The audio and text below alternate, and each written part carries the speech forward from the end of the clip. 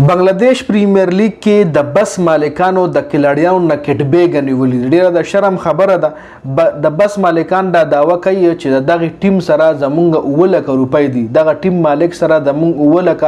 بنگلاديشي ټکر او دغه پیسې چې تر څو مونږ نه راکړي نو مونږ کلاړیانو ته دغه کټبېګ نه ورکو کله چې ګوره یو ځینه بل ځله یو هوټل نه یا ګراوند ته راځي یا ګراوند نه واپس هوټل لزینو په بس کې کلاړیان زی نو دغه بس والا د بنگلاديش پریمیر لیگ یو ټیم چې نوم دربار شاهي دی دغه دربار شاهي په مالک باندې د دربار شاهي چې کم ټیم اونر دی په هغه باندې د بس د ډرایورانو 9 لک ټکا چې کم دی خطرې ده نو دغه په وجه هغه د کلاړیانو نه بیګونه نیولې دي د بس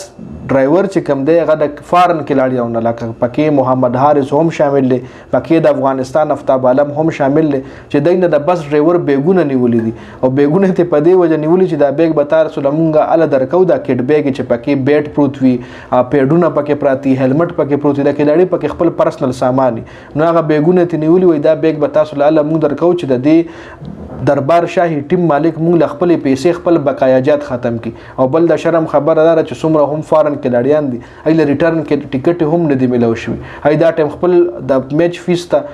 د څومره د فیس ته غي د پاره ریټرن ټیکټ د پاره په بنگلاديش کې پراتی دي